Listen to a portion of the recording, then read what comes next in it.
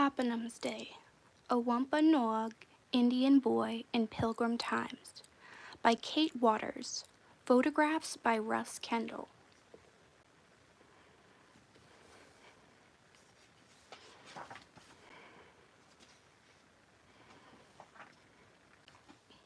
Kwe, hello. My name is Tapenum. I am Wampanoag. My people have lived on this land for all remembered time. When I was younger, strangers came from across the sea. We called them Wampanoag, coatmen. They set up a colony a half-day's walk from here. Now they share the land with us. Today I start on a plan to become stronger and to improve my hunting. Even though I've promised myself before, this time I am serious.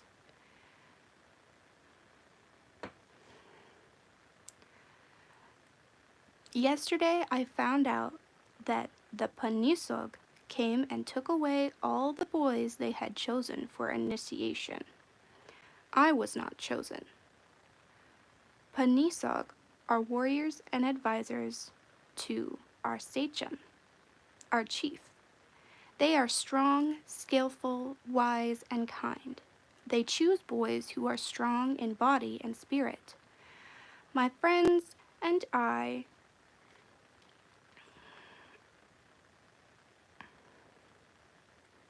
all hoped to be picked. I am disappointed. This year I have grown so tall, and I was sure they would choose me. I wonder why they didn't. Today I will follow my plan. I will practice tracking animals, fletching my kaukwatash, my arrows, shooting straight and true, and learning stillness in the forest. And I will run long distances every day.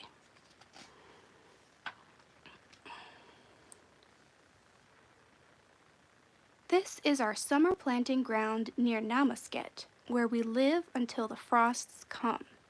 The soil is good, and this year our corn is growing tall. The streams and ponds are full of fish. Animals are plentiful in the forests.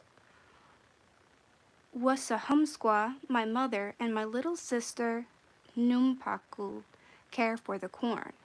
If they can keep blackbirds from eating it before it is ripe, we will have enough to last us all winter.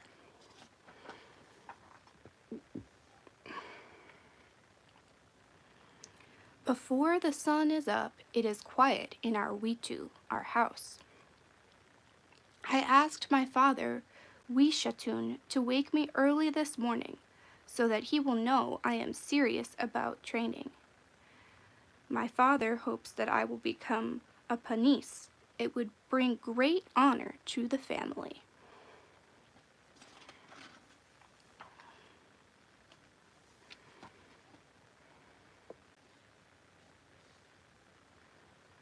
I prepare quietly to go hunting so I won't wake my mother and sister. The breech clout that I tie around my waist is made of soft deerskin. I hang my stone knife around my neck. I check that my pouch is full of nukik, ground parched corn, and I tie it around my waist. My patan, my quiver, is new. I made it from the skin of a fox. I pick up my atomp, my bow, and open the door flap to see the day.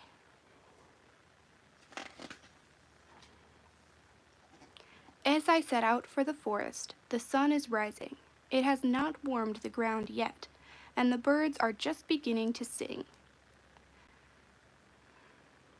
I say prayers to our Creator, Ketan, and to the spirits of the animals. I ask for success in hunting today. Since it is the first day of my serious training plan, I am eager to bring back a good catch to my mother.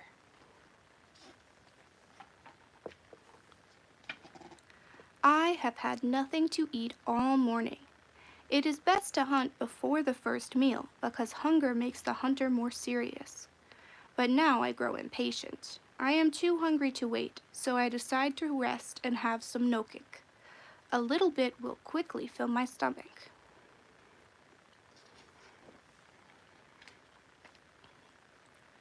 Walking through the forest, I follow the animal paths. I look for droppings as signs that animals are nearby. I listen and watch. Many times I turn my head just as a rabbit disappears under the brush. At a place where there are many of the young green plants that rabbits like, I decide to stay still and wait. I shoot my kawkwatosh, but I am always too early. I break one when it hits a tree instead of a rabbit. Perhaps I should not have eaten so soon. I need to concentrate on hunting, but I can't stop wondering why I wasn't chosen for initiation this year.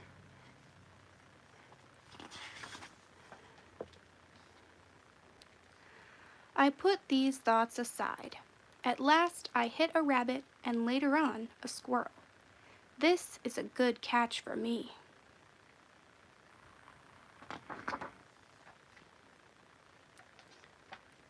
I walk quickly back to the Witu, thinking of hot food.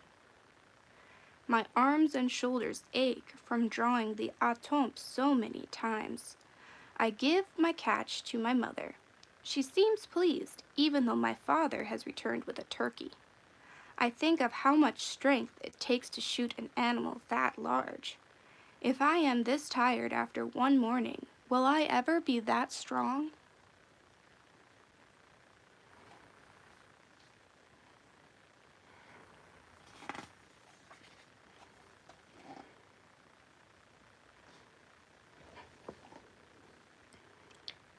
My mother gives my father a bowl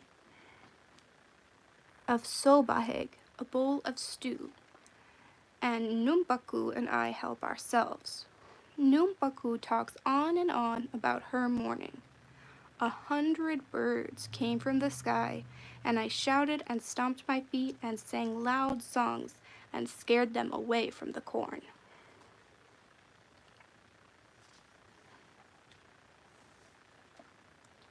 Later, my friend Nutamis comes by to go fishing.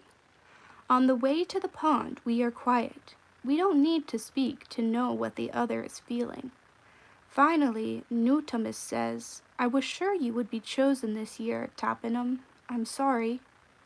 The only good thing about it is that we can be together for another year, I say. We find our mishun, our canoe, and set our lines with dried clam necks for bait. The fish are quiet today, and we are only catching small ones.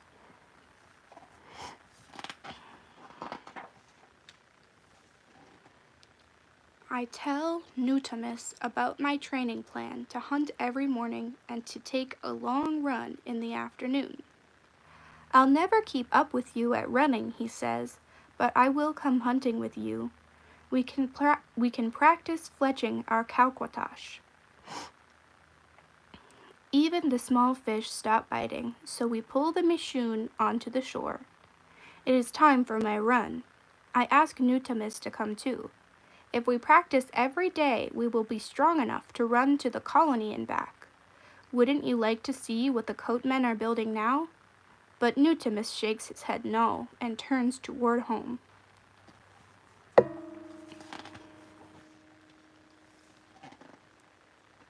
As I start to run, I see smoke in the distance. There are no planting grounds near here. Who would be making a fire in the middle of the day, I wonder? But I don't slow down, even though I sometimes feel brave and other times feel scared. I wish that Nutamis was with me. The smoke is closer now. At the far end of the pond, I see the camp. Could it be the coatmen? I try to approach quietly like a warrior.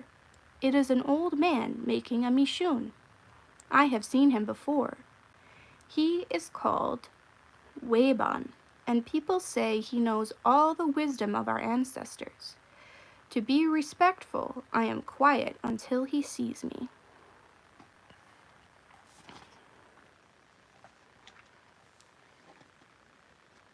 Kwe, Waban greets me. Kwe, away," I say, and I offer him the few fish I have caught. I hope that he will let me stay with him for a while. Perhaps he will know the secrets of being chosen for initiation.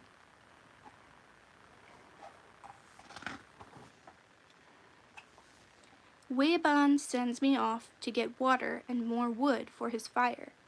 He speaks of knowing my father and my mother. When he was younger, Weiban was a powerful panis.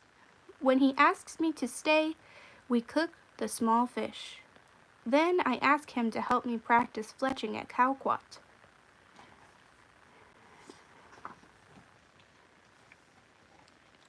He shows me how he prepares the sinew and the glue. I watch him wrap the sinew around the quill end of the feathers and the shaft. It takes him a long time to finish just one Kaukwat.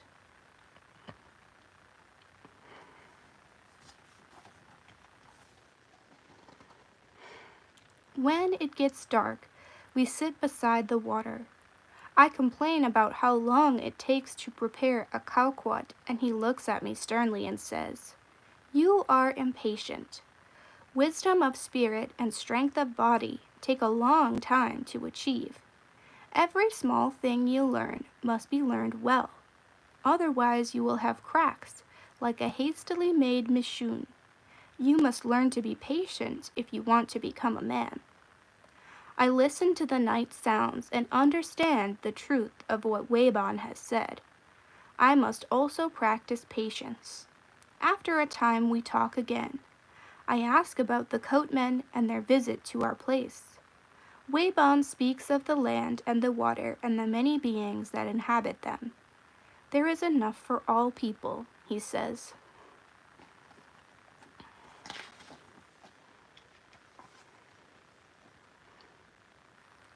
I ask Weiban if I can share his fire, since I am so far from home. He welcomes me and gives me a skin. As I fall asleep, I go over the fletching in my mind. Tomorrow I will show Nutamis what I have learned. I look up and see shapes in the stars, Mosk, the bear, and the 3 hunters. Weiban's advice echoes in my thoughts. I say a prayer to Kaitan and ask him to help me learn patience and to become a panis. I am tired from hunting and fishing and thinking so much today. The warmth of the fire puts me to sleep. Waniuk, be well. More about the Wampanoag Indians. This map gives place names as they were known in the 1600s, and underneath the names of the towns today. Tapenum lived in Namasket, which is 15 miles west of Patuxet, where the English established their colony. How we know about the Wampanoag people. The Wampanoag culture is a living culture. Today, there are many Wampanoag people living in Massachusetts and Rhode Island. In order to find out how the people lived during the 1620s when the Europeans settled at Plymouth Plantation, researchers gather information through archaeological digs. Pottery, jewelry, tools, and weapons that are dug up offer clues as to how the Wampanoag lived, and stories passed down from generation to generation tell of heroes and gods and the history of the people. Researchers also turn to the written records of the first European colonists. These letters, diaries, and early histories of the European communities in the New World describe the native people, the clothes they wore, the crops they planted, the food they ate, their government and social organizations, and their beliefs. It is clear from the documents that the colonists learned little about the Wampanoag.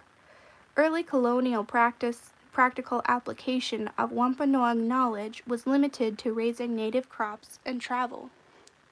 The colonists used the Wampanoag's extensive communication network of trails and waterways and adopted the use of dugout canoes. People today have gained more practical knowledge from the Wampanoag than the early colonists did. The Wampanoag year. The Wampanoag people were planters as long as 1,000 years ago. In the spring, when the oak trees began to get leaves, they would leave their winter towns, and each family would move to its allotted planting ground. They grew corn, squash, beans, and other vegetables. After the harvest, they moved back to their winter towns, which were in areas that offered protection from the harsh winters. In the winter, the men hunted deer and other big animals. These animals and a store of dried corn were the staples of their winter diet. This seasonal migration enabled the Wampanoag to conserve firewood, which was their essential fuel. The Wampanoag Indian Program at Plymouth Plantation. The Wampanoag Indian Program has a home site at Plymouth Plantation called Hobamok's Home Site. That is where the photographs for this book were taken. It represents an unusual situation, a year-round occupation of a Wampanoag family attached to a colonial village. The staff are dedicated to sharing the Wampanoag culture with visitors. They plant and tend corn, weave mats and baskets, burn out canoes, and prepare food. The people working at the home site do not pretend to be characters who lived in 1620, however. They talk to visitors as themselves from their 20th century perspective, sharing what is known about Wampanoag life. Becoming a Panis. A Panis was a special kind of warrior counselor. Of course, all the men were prepared to defend their community if they were needed, but the Panisug were set apart by their spiritual power as well as their physical strength. The spirit beings, or Manit, gave these men the special powers. Boys who were chosen for initiation were taken away from their families and trained in a group. Training was very hard. Boys had to endure physical challenges and competitions, like running through thorny bushes and through a kind of gauntlet in which they were beaten on their legs. Once the strongest boys were chosen, they then had to go through a fasting ritual. They did not eat, and they drank only a special drink made of herbs that caused them to vomit.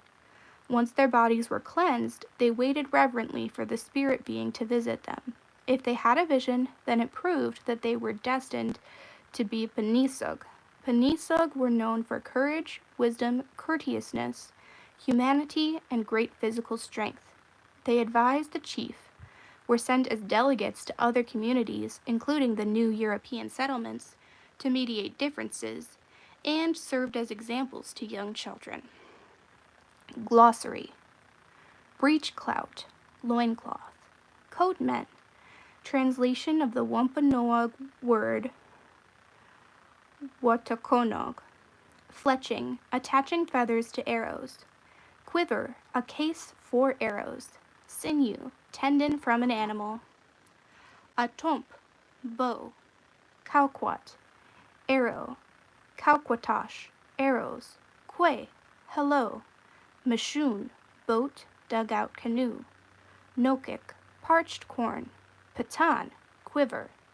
Panis, warrior counselor. Panisog, warrior counselors. Sachem, chief. Sobaheg, stew. Wampanoag, the people. Watakonog, coatmen. Witu, house. Waniak, be well. Wampanoag words.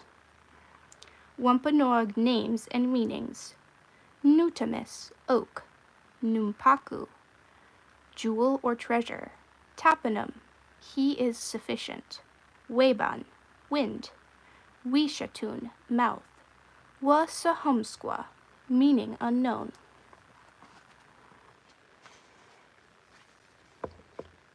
Who is Isaac Hendricks? Isaac Hendricks is the boy who plays Tapenum in this book.